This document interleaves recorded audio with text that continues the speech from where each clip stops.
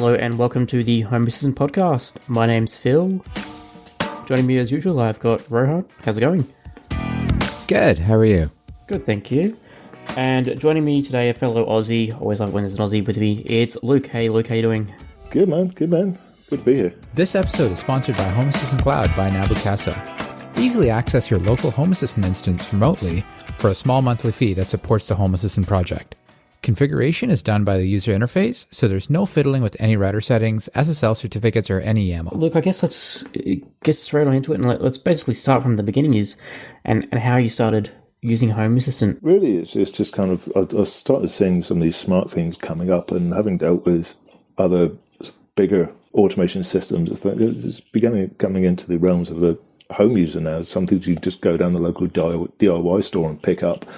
So I started playing around with it. Initially, I had a look at OpenHAB to start with, because it had a Windows mobile client, and I've been a staunch Windows mobile supporter, possibly about the only one on the face of the planet. Yeah, that's and have been for like 11 years or so. But it had a native client on there, and I switched to Home Assistant after not being able to get a simple switch up and running in it for about a week. So. But dipping my toes into the world of Sonoff and Tasmoda and those things, and I just couldn't get it to work. And along came Home Assistant. I was doing some more Googling, and it's like, and haven't looked back since, really. But we did from professionally. I've been seeing like the AMX, the Crestrons, and all those kind of big players, and dealing with when I started out doing audiovisual stuff, including video conferencing for one of a major resources player in Australia and the world. That this is like, I wonder what this is all about, and it was all kind of a little bit too complicated, really, to fit into the day job with people going, this is broken, that's broken. But sure. Now it's roster has changed, being fly in, fly out. I get to work for 8 days at 12 hours a day and then come home for 6. So it's works perfectly for trying to get some of these projects started and finished. And mainly still just started. Still got so many things on my workbench. Yeah. But, that must be very interesting, I guess. Being a fly in, fly out worker, do you have do you use like Home Assistant to remotely monitor the house being away for that time? Oh yeah, there is certainly a degree of that. It's one of those things that is quite nice, just to almost still have a bit of a presence there. I mean, I talk to my other half every night, a couple of times, and sometimes she can be at work, and I'll be back in my room at camp, and I know she's heading back, so I'll just go and turn the lights on or do something like that. So it's just something nice to do. I haven't starting to get into that zoned automation thing, with the Android app being so much better than it has been for quite some time now, and that sort of tracking. But certainly the my CCTV, that's quite a good one. I have had remote access to that for quite some time. We've had some issues in the area around us, especially one time when I was away at Christmas, and a bit of a party on one of our neighbours got a bit out of hand, and it was quite satisfying just to see the police turn up, and the police dogs and the police van turn up outside the house, just so I know, the family's safe. It's not good for the rest of the stuff that was going on, but with our stepdaughter was living with us at the time, and Jane was back here on her own as well. So it was just nice to have a bit of visibility and talking to them on the phone, just making sure they're okay all the time. So that remote access and automation, that was just pre-automation, but certainly monitoring how the solar's doing, what's going on in the house is really handy. Be able to turn the AC on and off, see if doors have been left open, those kind of things. Yeah. So it's just a bit of peace of mind, really. If somebody's going to get in, they're going to get in, and do whatever they're going to do. But it's nice just to be able to see and or hear what's going on. Yeah, it's always good to know. At least you have that peace of mind of, listen, if something happens, you can just at least call the police or call the ambulance or fire or whoever, right? Yeah. So, well, certainly for here, fire is a big thing. We're up at work, so 1,000 miles away, 1,500 k's away up north of the state, and the recent big bushfire over here was started maybe about a kilometre away from one of my friends, and he was there remotely accessing his open sprinkler session, make sure all the area around the house is wetted down to stop embers and that's things awesome. like that starting off a bushfire. So interesting. So there's things like that which just really kind of pay off. I mean, whether it has any bearing on your insurance premiums, I don't know. Living out in the hills where he does, on an acreage, but certainly it's a feature probably overlooked. But just be able to just dampen everything down to stop that ember sort of spark points, especially in the areas, because it just took off, that last one. It just took off. Yeah, so. Which is, again, even, I mean, forget your insurance premium. It's also about your own safety, right? The national, one of the national broadcasters here, they've got all the alerts and things going out across their radios, and we've got some very good employees that will allow us to get back and do what we need to do if we need to get out there. But everybody's fairly well across it, in the areas, and we've got a good bunch of neighbours as well that would assist getting out, or like say, it's like just safety, just if you need to, just go. Wow, that's cool. Like I said, it was just amazing at the time just to be able to see what he was actually seeing. He was talking to his wife on the phone, making sure her and the kids were all right, and make sure the house is going to be okay. Listening to the radio chatter from the water bombers and hell attacks and the fire, he's fighting the fires, and it was just incredible what you can actually get and what is published out there. Yeah. It's really good. It's like I said, it's getting so available now. It's and I grew up playing with Lego, and it's like electronic Lego now. You can just buy one big, you can snap it on. That's so you it. snap this together, you download something, you install it, you stick it on a card, bang it in the Raspberry Pi or whatever bit of kit you're going to be using to run. And every year there's a new piece that comes out that adds this extra new functionality, and you're like, I need that new piece of That's right. That's right. A couple $1,000 later. It can be an absolute money pit. It can be absolute money pit. Maybe Tom Hanks should remake that film with the new updated version, but I think it might just have a select audience. I know. So I guess so you've got your home, and so obviously your fly in, fly out. Mm-hmm. Where have you, what when you started with your home automation journey, where did you want to start off with? Did you sort of concentrate on security like cameras, or did you want to do automations first? Like, how did you start down the rabbit hole, I guess? Really, I think it's probably just starting simple. Let's get some lights turning on and off. Let's think, okay, we've got a Google Home, right? Let's try and tie those together so we can just use voice control, turn it on and off.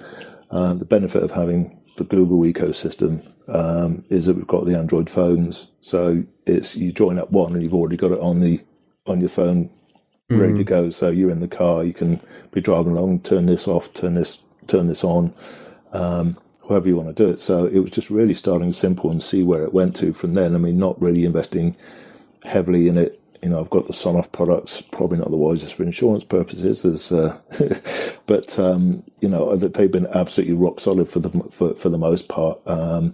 And just really those things, get it, make sure the wife approval factor is, you get those small things right, and it can just you can just carry on from there and get slightly more complicated.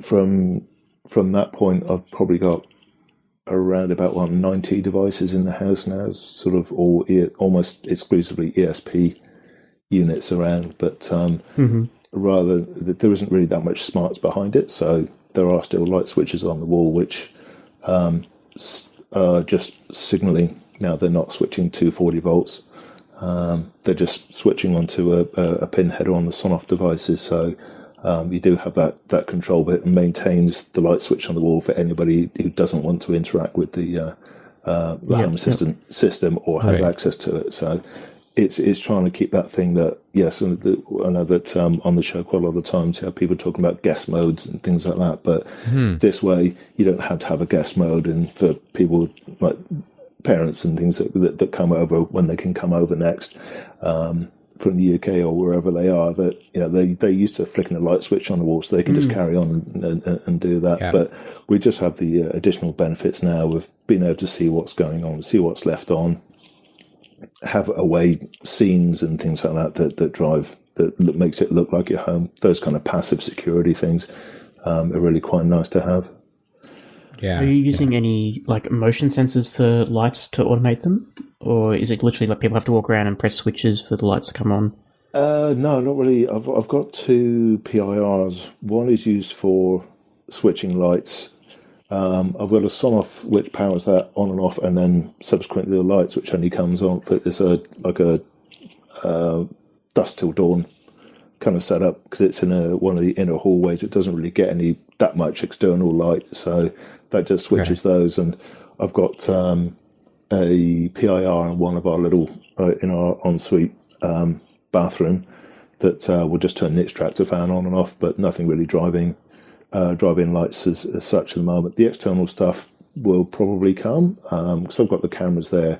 I'll try and pull some of that footage into something. Was it the Deep Stack? I think they were talking about, was it? Yeah, and have a look to have some smarts. And now I've got the processing power that runs the Home Assistant and a bunch of other things to be able to process that on a single machine. So that should be that'd probably be my next thing, rather than having additional sensors, and you've got to either try and tie them into power or solar power and then change the batteries from time to time. So I've heard other people talking about having sensors around, but I'm thinking I'll try and keep things simple and just add nice little functions. I'm probably more concentrating on the media side of things at the moment, so that's probably one of the big things that I'm really kind of look for now, just making that nice and easy to be completely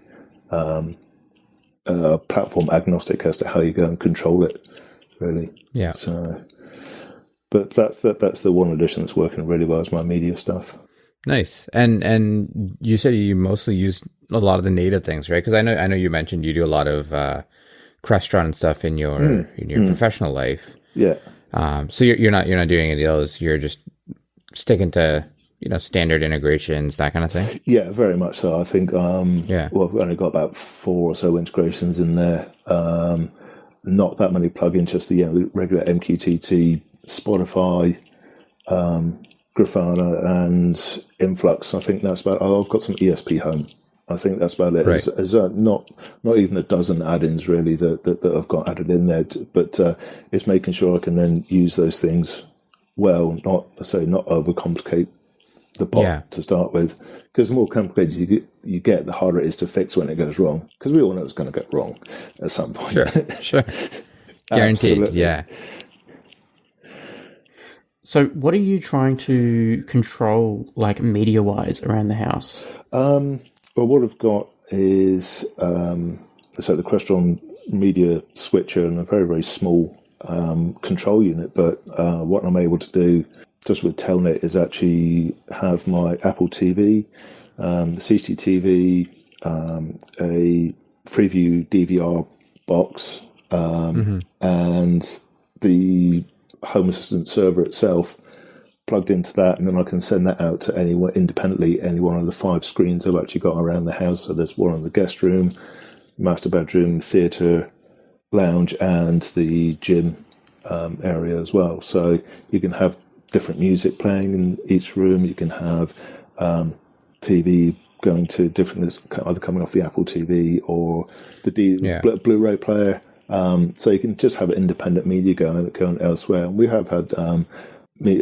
parties here and things like that, and just had the music going through the couple of sort of semi-theatre systems. Well, one of the theatre systems and one the lounge system as well. Just the same music coming out, so you maintain the quality, but you just got all the control right there. So The Apple TV is controllable via HDMI CEC. The Blu-ray player is controllable through HDMI CEC. The TVs, same thing. All CEC powering on and off and controlling volumes and things like that. And that's where a little bit of complication comes in through the Crestron side of things. Right. But it's all very basic, very cheap stuff. Now you can pick up some switches for $150 online. Control system, that includes a control system. What I've got is a little bit more advanced, but the same rules apply to that. And even then, it's a very, very small program I've got. It's only when you get into the specifics of the HDMI control, you need some little bit of Crestron knowledge, but otherwise, yeah, it's just Telnet. Just send a Telnet command to it. And so Home Assistant is sort of like bridging the gap between those two. Exactly. Yeah, that gives you the agnostic, platform agnostic database interface from the phone, be that my Android or Apple or the iPad or the PC. Yep. You change it in one place and it's the same across all platforms, which is just an absolute godsend. It's like something like the holy grails really of interface design. It's like you design it once and it's the same across everything. Yeah. Which is just an absolute godsend. With the when I started off, it just had the old states interface. And I was thinking that was the absolute bee's knees. But now I've started getting into tweaking this lovely stuff and making. I was like, I could change that icon for this, and what's the MDI command for this one? It's like, can I have my little sort of update for where I am, having been a little mine symbol or a little dump truck or something like that? Yeah. All those little things. Wouldn't that be cool if? Oh yeah, I can do that. It's just been just take little chunks, and at baby steps, you find something that you did at small, find something that works, and then you can just cut and paste and make that more. I mean, so now I've got 90 devices on their own dedicated Wi-Fi networks doing that thing, and I've got to redesign my IP schema. I'm running out of addresses, really. Yeah. It's just not much to be said for a home setup. Yeah. Sure. What is this like media device that people are using? Is like a portable tablet or something that you just have to control the media in the house, or like what? I've never heard of this. How you control all like.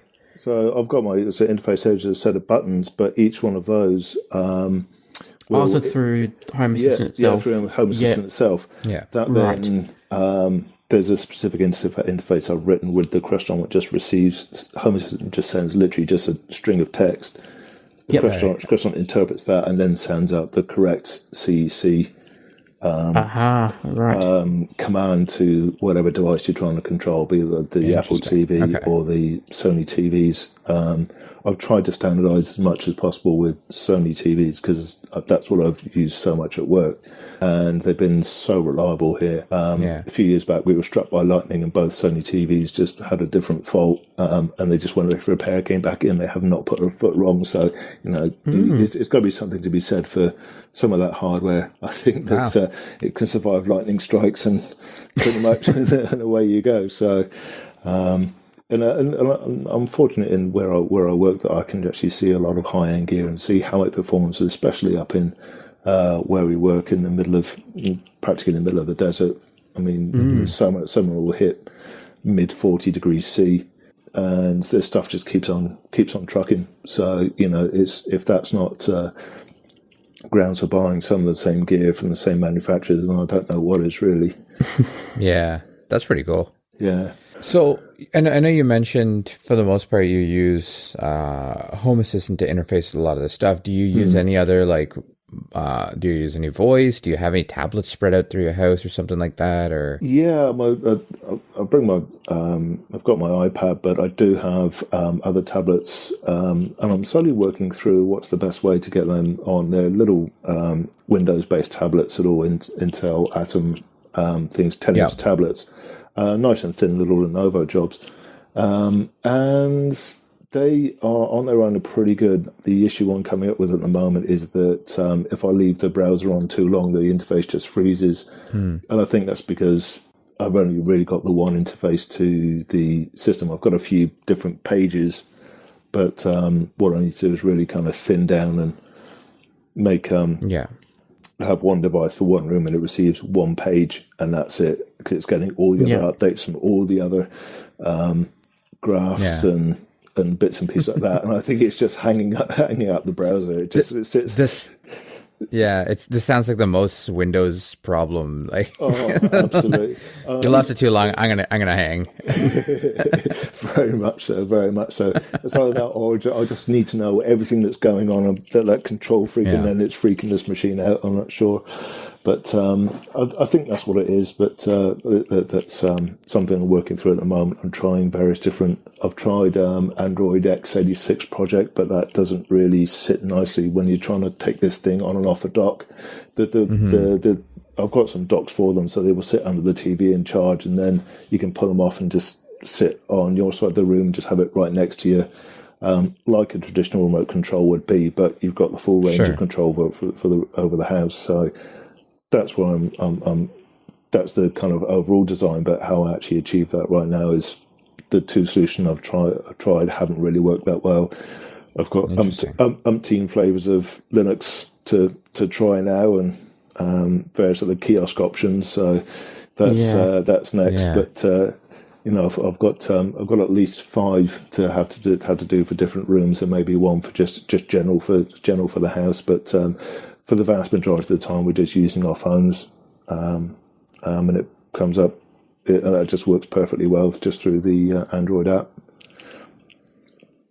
And then you've got like full control of your house through the Lovelace UI, and away you go. Yeah, just making it one point of contact for it. That's the plan. Yep. Very cool.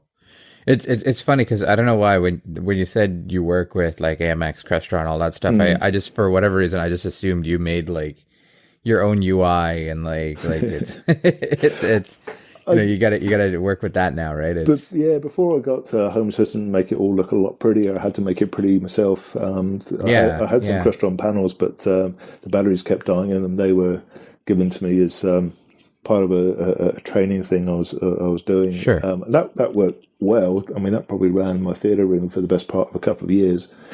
Okay. But designing that interface was like, it was just another leap, and that's still been in good stead for making it more simple now. But but that was very specific hardware with specific interfaces with specific interface options and UI delivery. Whereas now, like I said, you can pick any device, even I've got some old Android tablets I'm going to reuse and stick on a wall somewhere, or try and end smart in one way or another.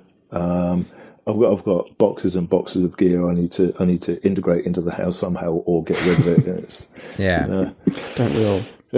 Well, I think it makes sense too, right? Like with this kind of a setup, it's a lot more flexible. It's a lot more like kind of it's not static, right? At home, absolutely, it's always changing. Yeah. I mean, that's a really, really great thing I found with the Nabu Casa integration as well. It just makes that remote access so much more simple, and it's for was it $7 Australian a month? Yeah, it always changes because that bloody currency conversion. I know. It's like being there, right? Okay, I'm good for another month now. I can see it come off the credit card. That's all good. But when I get the call set, this isn't working or that's not working, it's like, okay, well, I can do this, and I can just change the interface if I need to, or rewrite some code with and it's all driven straight off that site with some of the plugin from the Home Assistant community store. The file editor is just small but effective. It's so good. And the support behind it as well is fantastic. I mean, if you just look at what's happened just recently with the security issues that they've had, I mean, if that was hats off to the guys who just jumped on that and got that sorted, identified what the issues were, let everybody know what was going on. He said, this is what you need to do ideally if you're using X, Y, and Z. Please go on and do that. And I got on there and did that straight away. So I mean, it's hats off to the developers and And those guys will get that information out ASAP. Oh, yeah, absolutely. So how are you finding being an Aussie? And, I always struggle. I always see, Sonoff this, Sonoff that. How have you gone about installing Sonoff, and are you comfortable installing them in your home? Have you got the Australian approved versions? I think there's only because they're, Chinese cheap stuff. So generally, only stuff you can put in a wall, you need an electrician out here to do it. You need to get a certificate of approval and all that. Or if you just, given a six-pack to someone and said, hey, can you install this for me, and look the other way? No, I've been up in my loft space and done that. But, the safety culture at where I work is like, make sure you test for dead, do this, do that, then go and check it again and make sure that it is I know there's a risk there. You do hear of things going, but the way I've got it set up in my loft space is they are secondarily boxed as well. Right. So and when I've got I've got a lot of the Sonoff basics and also the Sonoff Power and Power R2, so the power monitoring bits and pieces. So most of the sockets at the back of the house are actually monitored and individually switchable. Nice. On the downfeed to those sockets. So I know it's not, it's definitely not to code. If it all goes up in flames, I could be in for a lot of trouble, I am royally stuffed. But it's something that, it's that curiosity, how it works. It's not, I don't feel it's rocket science to do these things. You just got to know that this stuff can kill you very, very quickly, and there's not gonna. It's not a good thing. So, but if you're, I do find it strange after coming from the UK, where you can do certain things. You can change fascias. You can put in, change some lights around. The rules are not nearly as strict. Yeah. When I left the UK 10 years ago and came here.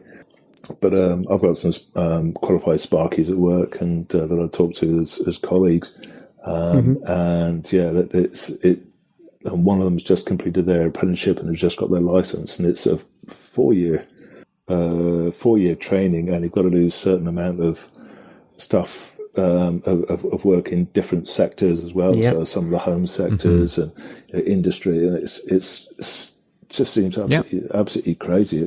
I don't know what it's like over in Canada and the US. And there's certain, but and I know that you've got a Jonathan Oxer of Superhouse, he's always talked about the how strict and stringent the laws are here. Yeah. Yep. Yeah, it's. I feel like it's pretty tight for the most part in general too, right? Even for us, it's like, technically everything needs to be certified and what have you, right? So, but yeah, it's, and the programs are difficult too, right? So it's crazy when you're looking on the home automation subreddits and forums, and people are like, you need a neutral for this, and make sure you don't cross that wire with this, and you're like, what are you doing? You're going to kill yourselves, guys. Get someone in there. Yeah, it's definitely one of those things, especially with the electrical stuff. When you're dealing with mains and stuff, it's like, just if you don't understand it, do not touch it. Yeah, right? Absolutely. You will set your house on fire, and insurance isn't going to give you a penny because you did it to yourself. So yeah, it's definitely a general disclaimer, right? That I feel that it should be. It's not talked about enough but it probably should be. Oh, all this stuff is, unless you're buying it from a high street store and, like I say, getting an electrician, a qualified electrician, you're getting that paperwork at the end of the day, and you've got it there in print with the wet signature on it, you're going to be covered. This is for the vast majority of things up until fairly, the last couple of years or so, when starting to see these approved devices coming on the market, has really been pretty much at your own risk, I fully understand that, and just making sure that I'm double checking, triple checking things. Like I started running small got my head around it, knew what I was actually doing with this kit, running it up on a workbench. Start with low voltage, then you start progressing into the main side of things, but making sure you've got covers on things before you actually start powering up. Otherwise, you are going to be on the bad side of things. Yeah, for sure. Make sure you ground everything. I think that I've been good so far. I've only fried 2 ESP devices, and that was just through. And I only put 12 volts on it. But then anything above 3.6, I think, on those, and it doesn't like it. So one actually technically wasn't my fault when I was looking at my burglar alarm. The labels on the board were actually wrong, and it said ground, and it was actually 12 volts. So I can. On the board it was misprinted. It's labeled incorrectly. Yeah. Oops! Wow, that's a that's a big boo boo right there. So this light's not coming on. What's that crackling noise? Oh, wow! There's the smoke. That nothing like that smell of burning electrical plastic to wake you up. Right? It doesn't go away quickly as well. As much as how many doors or windows you open, it just it lingers really good. Yeah. So I think most, if not all of us that have ventured into this have at some point done that. Yeah. But so from a smart home perspective, what other components and stuff do you use? So I know you mentioned some of your media stuff. You got motion sensors. What else? I'm actually curious as to, because I know you mentioned you kind of do your own whole home audio. What do you use for that kind of stuff? Just there's a couple of things. So in the theatre room, it's basically an IR little sender that goes from the media receiver behind the TV. That's the other end of the Crestron side of things, and that just controls the amplifier. The interesting thing there is I had to go quite a convoluted route to be able to get that control. I had an old Logitech Harmony remote, so I had to program the codes into that, and then learn those into a ESP based infrared blaster. Capture that code, get that into Home Assistant, and then I can actually send that code from Home Assistant to Crestron for it to pop out at the other end to control the control the amplifier. Sounds simple. Oh, it actually looks simple because it's nice and tidy in a way. You just go, sender, a box, then the background behind it is kind of like that swan on the water. It's all graceful on the surface, but underneath the surface is little legs, and all the code is just going like the absolute clappers underneath. So it's all graceful on the surface, and I mean that's all people want to see half the time. It's all nice and pretty on the top. The audio otherwise is through the Google Homes, so a couple of different groups. So last night I had a couple of the standard Google Homes out in our back patio, just streaming Spotify.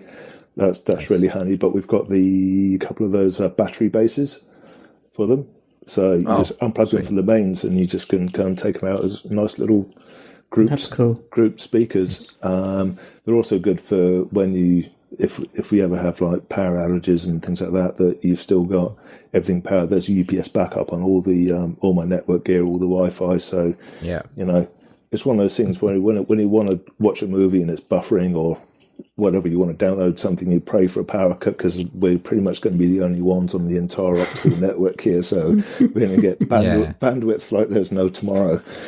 That's interesting. Actually, on that, are you using NBN, like your internet? No, it's a local LBN provider. So when this estate was built, they laid in fibre optic to every property that was on this estate. Which also bundled in either Foxtel, so satellite TV. You could get that through the optic, or you get your standard Freeview digital TV offering. Right. There was also the copper line that was actually put on every property as well. So you did have a choice. You could either go copper to the property in the traditional ADSL 2, or you had this optical network, which at the time when we moved in, it was not very good. It disappeared into the central hub, and then it was a radio backlink back to the city from there. But they've that subsequently upgraded. So when we got struck by lightning, we actually found that there was some arcing that went across some of the copper pair we were actually using on the ADSL at the time. So it was like, right, I'm switching back to optical. So we did that, and they had subsequently then opened up the fiber network to different providers to be able to provide service. So we weren't stuck with the original provider for this network, which has been. I mean, we have got 100 megabit. I've never seen it dip below 75, and 100 megabit down, 40 up. That's pretty good. Unlimited data. So, and it's been absolutely solid static IP for free. That's awesome. It's been a really good package. We have absolutely no issues of not going to go anywhere else. I think they've still got Australian help support, but we've never needed it. It's been that reliable. Yeah. We've been with them for maybe 5 or 6 years now. Yeah, that's cool. So, because I know, like, a lot of, depending on the type of NBN you've got, and this is obviously an Australian tangent thing, they have, like, if there's a power outage, like, that's it. You don't get, like, they say the NBN will not work in a power outage. Like, good luck. You need a mobile phone if you need to call 000 in an emergency, right? And there's no power. So it's interesting that, you know, if you're the only one in the street with power, you're still going to be fine, right? Like, because it's just works. This works really well. I'm not quite sure how long it will stay up for the other end for, but we've got at least 3 hours on the UPS here. So how many UPS are you running? Like, just one? Like, if you got, you know, just one in one room for, like, you know, the router and all that over here, and I've got a full height cabinet in my garage. So with all the gear in, and it's just one unit running as much PoE as possible. IP CCTV cameras running off a PoE. Nice. And VR, Cisco hardware for the main switching and the Wi-Fi points, because the old Wi-Fi points they do a sterling job, and I can pick them up for like $30 delivered.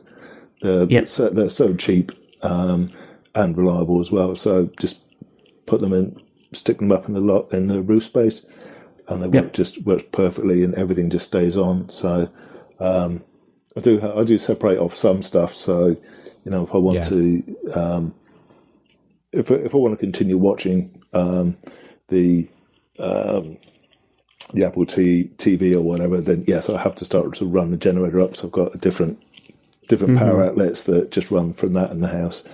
But really, otherwise it's like, okay, cool. I can't watch it on Netflix. All right, let's run up a laptop. The laptops will run for a good few hours. That'll let me finish my movie or whatever, or finish binge watching a series. So nice.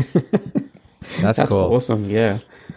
So I like that, you know, automatic redundancy factor though, right? Like, like it just works, right? Yeah. Have you guys considered a whole home UPS? Because this sounds like a common problem, right? It's like, in a sense that even either like a Tesla Powerwall or even just a straight up you know, kind of auto switching generator kind of thing, right? That from what I understand can be extremely expensive, but even the Powerwalls are expensive, but even in general, like is that something considered, or is that I'm seeing more of them come through. You know, you've got various. I think they've just changed some pricing on the LG one. I think the local power company here. We're pretty much tied into one energy company over this, and one gas company, and it's kind of limited in your shopping. But they're starting to come down to a, I would say, more reasonable price. But you know, whether the longevity of them is, you know, would it be able to run all I need to overnight and then charge up fully during the day? Because I've got a 5 kilowatt solar on the roof, 3-phase solar on the roof. So it's So I've got that. So pretty much cost me nothing to run the house in the day. But then I see the energy meter start creeping up as the sun goes down. So it would be nice to mitigate some of that. But at the moment, it's really kind of, do I really want to spend another 12 to 15 plus $1,000 on a system. And I think as well, I mean, you've got the big Tesla system in South Australia, which is really helping them out after they had a big blackout a few years back. Now, but I think they've had a few days now where they've been completely renewable and exporting energy back to the rest of the country. Just recently, I think that's really started to come into its own now. Yeah, that's and for those who don't know what we're talking about, it's basically I remember there was some kind of challenge where Elon Musk kind of stepped up and said, you know what, I can do this better, but with batteries because there was constant blackouts or brownouts in I don't remember what South part of Australia was that. Yeah, South Australia, Adelaide. Yeah. So basically they had like a blackout that lasted days or something. Like supermarkets had to throw away food. It was national emergency. And I remember the federal government here at the time, criticized the government, saying, you've got a crappy power grid. And then they sort of said, all right, that's it. How do we fix it? Let's go solar and renewable. And the federal government was like, nah, that's going to be don't do it. It's going to be causing more issues and all that. And I think now they've sort of got egg on their face because Elon Musk, I think there was a tweet that said, 90 days or it's free, right? Like if I'll build it within 90 days or it's free. And the government, the government like, yep, okay, do it then. And I think now they've actually had it. It's happened a few times where the South Australian power grid, which is powered by the Tesla infrastructure, has been able to kick in like milliseconds before, the other states can kick in because it's got so much capacity and, there's no having to spin up motors and having to spin up turbines and all that because it's just always on. Yeah. So I think, South Australia is really a very good test case for renewable energy. Yeah. I mean, very much so. I mean, you've got some of the other Nordic countries as well that are actually in that. They're net exporters of renewable energy to the rest of Europe, and it's like, come on, everybody, let's step up the game here. This other stuff is going to run out. We can't be running on dinosaur squeezings and things like that for. That's it, right? Smush dinosaurs for this long. So That's funny. Yeah, it's. I mean, that's one of the things I do look at as well. It's one of the things monitored is the solar. Is it and the power monitoring as well? The one of the first projects I did here with the automation was let's get all the sockets monitored. Let's find out where this quiescent little wastage of power and things like that are. Turn those off overnight. I've got a nice little good night group. I can hit the button and you can hear all these switches go click, click, click, click, click all the way through the house. And you suddenly, I'm saving, 30, 40 cents a day just overnight, just on stuff just being turned off. And people are going to go, how much power are you actually using? And so most of that is all the AV gear. So that gets turned off overnight because nobody's going to be watching. Power. Yeah, it's surprising when you add it all up. A little bit here, a little bit there. You knock that all on the head, it's good. And the next thing is going to be when my better half is able to get back to work again. Is that when I'm away, she's away again. Turn off all the stuff in the house, push all that energy into the grid, get the feedback such as it is, get the payback on that, or get smarter devices. So you can put the dishwasher on, you can put the washing machine on, you can put the tumble dryer on, put it on a timer, or just set it up ready to go, and then the switch will kick in, that will turn on, and that will just be running on solar. So fire off whatever you need when you need it. And as well that I've got used some old LED RGB strip, turned it into a little lamp, so that just literally changes color at the moment. But the plan is to, if I know what I'm actually generating, what I'm actually using, and then that can change color accordingly. So green, plenty of solar. Yellow, you only got a bit left, or red, no, you're importing from the grid. So at a glance, you can just see what you can tell what you're using. Yeah, especially on a cloudy day, if you're using the dishwasher or something like that, then it's like, I won't put the washing machine on yet. I'll wait until that's done, then I can put this other one on. Sure. So it's just kind of visualizing stuff you don't necessarily see, but all the data is out there to be able to be collected, but it's presenting in that in that nice, easy to, at a glance. So, I mean, on that, I mean, talking about some of these routines and stuff, what are a couple of your favorite like routines that you have going? Ooh, I mean, they can be something just stupidly simple, or the most complex thing, whatever. It just what works really well. I'm working on one at the moment. It's a vindicator light. I think I saw it on one of the Facebook groups and I commented on, sorry, I'm going to steal that name. That's a brilliant one. So that one is using little Wemos D1 with WLED and the little LED shield on it.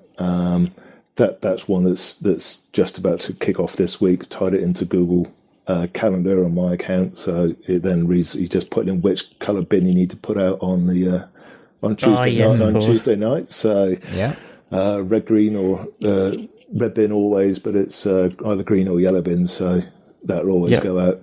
Right. What else forgot?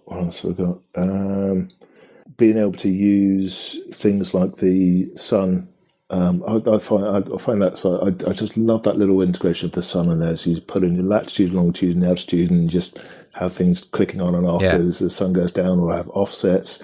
I was forever changing the little light globe in the garage door opener, and it was so hard to find those little globes for those things. It was a 24-volt.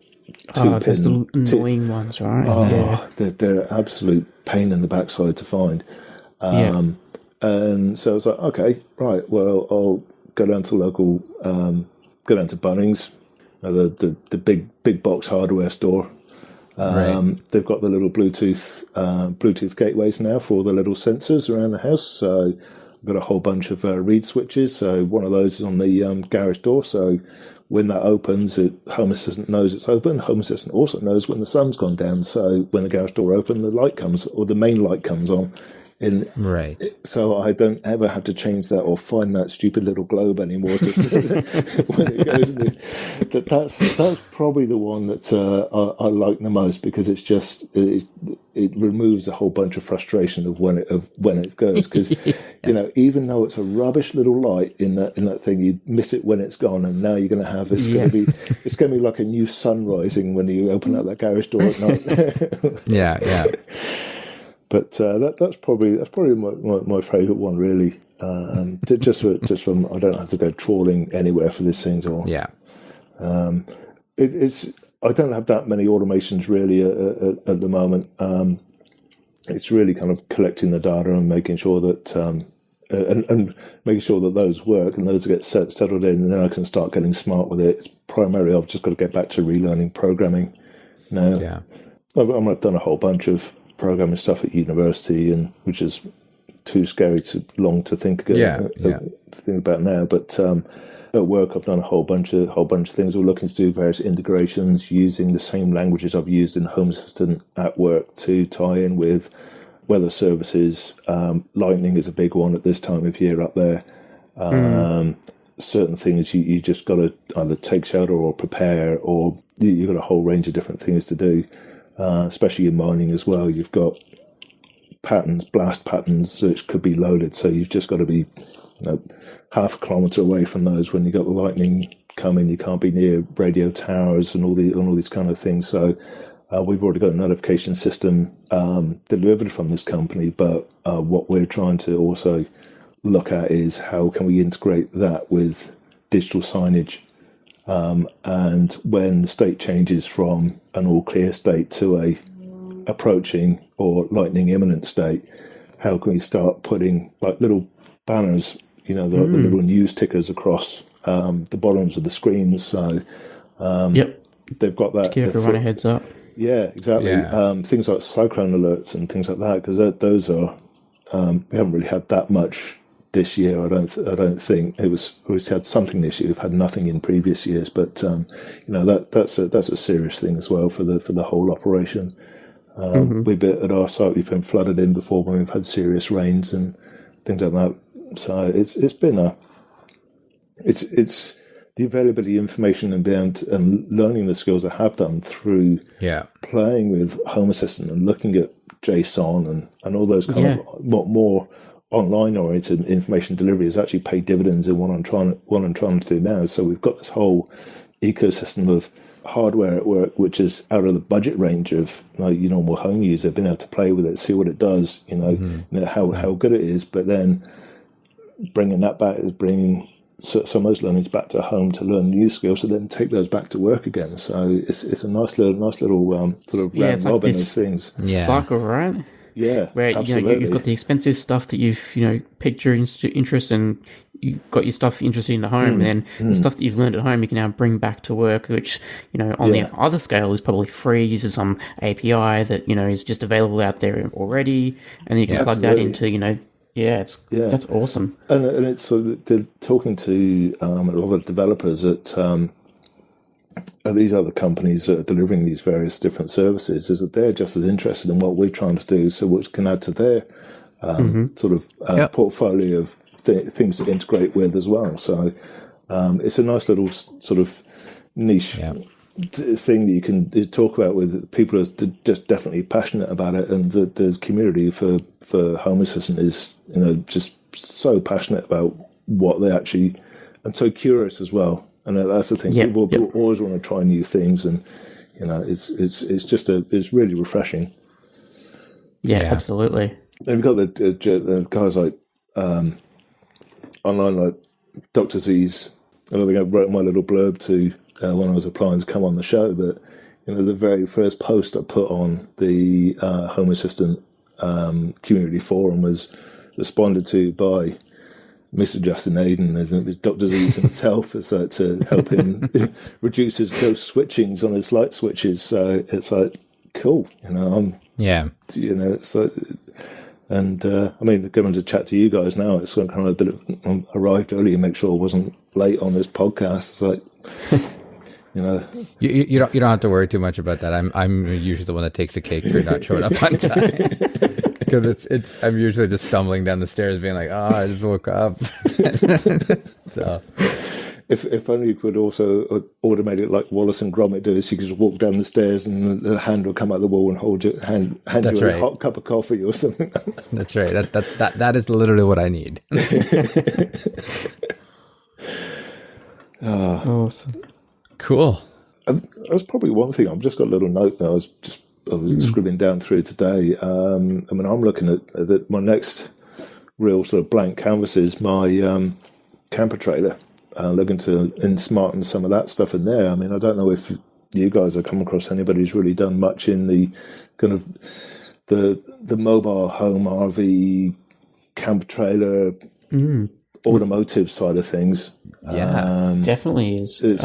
I mean, everything's starting to get smarter, be able to report a lot of things. I see a lot of integrations with, your Teslas, the BMWs, and other manufacturers are doing their thing. But it'd be interesting to see if somebody's got a mobile setup in their sort of caravan RV. Yeah, we've actually got two different types of. We've done a couple of these, so I think they were actually almost back to back, Phil. Like. If I remember, there was one was Adam who lives on a boat. Yep. And he kind of outfitted that. So him and his partner, and they were both pilots essentially. And so they're sometimes home, sometimes both of them are out, sometimes one of them is there. So just to kind of adjust for a lot of that stuff. And then another one was around a tiny home, which is essentially, I mean, it is essentially an RV of sorts, right? Just less mobile, I guess. So there was that too, and he talked about kind of some of the challenges unique to both of those. Like each episode, we talked about kind of what are some of those challenges too, and how to overcome it, right? And so yeah, I mean, and it's interesting, right? Because it's a very different take of automation there. Yeah. There's also the self-hosted podcast. We had Alex on, and his co-host Chris, I believe from memory, he also has a RV that he either lives in or is in regularly, and he's running a lot of things, Raspberry Pis in his RV, which have some form of self-hosted kit in there, so Home Assistant and all that. So definitely probably check out that too, I think. Yeah, it'd be interesting to see. I mean, a lot of the systems that you see, they're more geared towards, bricks and mortar, be fixed in one place, and with an off-road touring setup that we've got, and indeed in a couple of years we're looking to take a year off and do a lap for Australia. It'd be good to have some kind of monitoring of what's going on, especially if we are going to be pitching into a place. We'll leave the camper trailer one place and then go out and do a forward drive, maybe it's a night, 2 nights away from there, but safe in the knowledge that our camper trailer is not going anywhere, or the fridge is still cold, or the batteries and the solar are still working. Yeah. So all that monitoring that for those things are pretty important to be able to keep a trip going. You've always got to have cold beer, because there's people that Home Assistant added a feature to allow your location of Home Assistant to update based on a GPS location, because people are in this situation, right? They've got RVs where they might be in a different place, a different state, the next day, and all of a sudden their sunset and location times are different, right? So now Home Assistant has the capability to once a day you can go in, all right, set my home location is these coordinates, and then Home Assistant will adjust the sun rising and all that state to where your home is moved to. Yeah, certainly with people having staycations, I think there's going to be a feature set. Certainly that's going to be on a lot of people's minds, I reckon. So certainly is mine for sure. Yeah, and it's also one of those things where you got to consider things like, hey, a cloud connected device pretty much will not work. Right? Unless you end up going with like Starlink or something crazy like that, which isn't really even out yet, right? It's still kind of beta or whatever, but it's it's still very challenging in some places to get connectivity. So okay, fine. So how do you? So you basically has to be 100% local for the most part if you need it to work consistently everywhere. Yeah. Yeah, I mean, and that's certainly the consideration that I've got. That there's a lot of this country that's like has got not kind of anything there. So Starlink or satellite phone is going to be your only way of talking to anybody. But you don't want your Home Assistant chattering out, or anything chattering out on and using very, very expensive data plans on these things.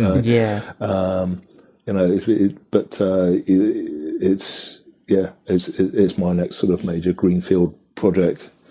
I really should start finishing off all the things that are around the house first before starting something new. But I've got all this kit to use up. I need to use it somewhere, otherwise. That's it. Yeah. Yeah, it's interesting because even in some of the stuff that we talked about on that episode, it's it's fine. We have these smart homes.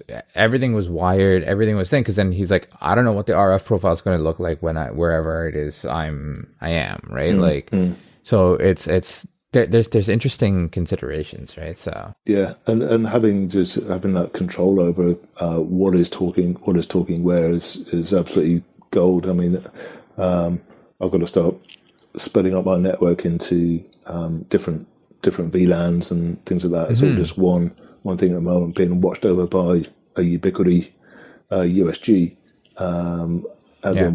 which I think is probably the Unify have just pitched themselves perfectly hardware wise. I think for what their offerings are now and the feature set that they give. So hats off to them. They've just done it exactly right in my eyes. So it's. And it's nice and simple. You can either go very simple or you can go very complicated. It's for IT professionals or just the home user as well. So it's great. I mean, I think it's all just feeding into the same thing that you want a nice little point and click. And I think it's really coming of age now, having seen things starting to grow as I have been in the industry for 25 years or so. Seeing what it has started out with and now what it is, you can go down. Like I say, you can go down the local hardware store, get a couple of smart globes, and away you go. You've got your own private disco thing going on that sound reactive and everything. So, whereas before that used to be a preserve of, you had to go down to an AV specialist, you had to get a proper engineers in to do that, and now it's just as simple as screwing in a light bulb. Yeah, well, that's it. Yeah. It's certainly a learning curve, and but be doing IT support for as long as I have, I'm always happy to go and talk to people and say, okay, well, try this, try that. Have you looked at Home Assistant? Have you looked at this? I'm not fully beholden to Home Assistant, but it's like, sure, people want to go to HomeKit or whatever smart things, whatever they want to do. Then more, but the underlying principles are the same. It's an education piece. I always have to do that. Always curious, And when something works, it's great. Just you can always flick a light on, it comes on and says, yeah, I made that happen. I programmed that. Yeah. Yeah, a little bit of pride in there, right? Oh, just a bit. Yeah. No, there's a whole lot else. So, I mean, anything to wrap up, Luke? No, I've just been a long time. There's a lot of things. A long time lurker, first time talker. So sure. It's been a pleasure to talk to you, gentlemen. And long may it all continue. It's been, I've got a lot out of it. And talking to a lot of people that, are slowly going into this kind of thing. It's like, I'm just going to check these guys out, to go and check out that, and it's given me, people just go, I just get a little bit too deep too quickly. And I said, look, just go and get some ideas off these. Just start simple and go from there. And say, oh yeah, I listened to this, or I went on to that, and somebody helped me out, and now I've got this. And it's great. It's great. The community around here is really good, right? Like everyone just we always say there's so many ways to skin a cat, and the Home Assistant community is just very glad to show you all those ways to do it. Yeah, definitely.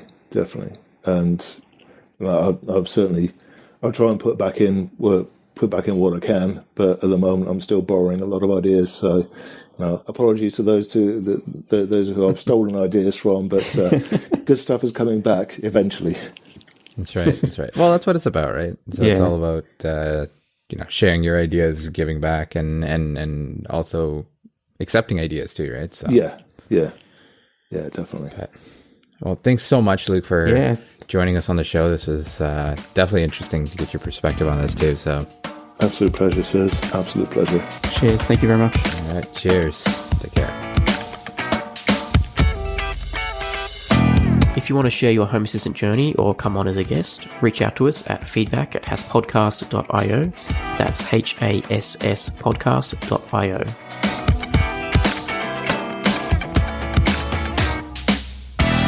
The Home Assistant podcast is hosted by Phil Hawthorne and myself, Rohan Karamandi. For links to topics that we discussed today, check out our show notes on hasspodcast.io.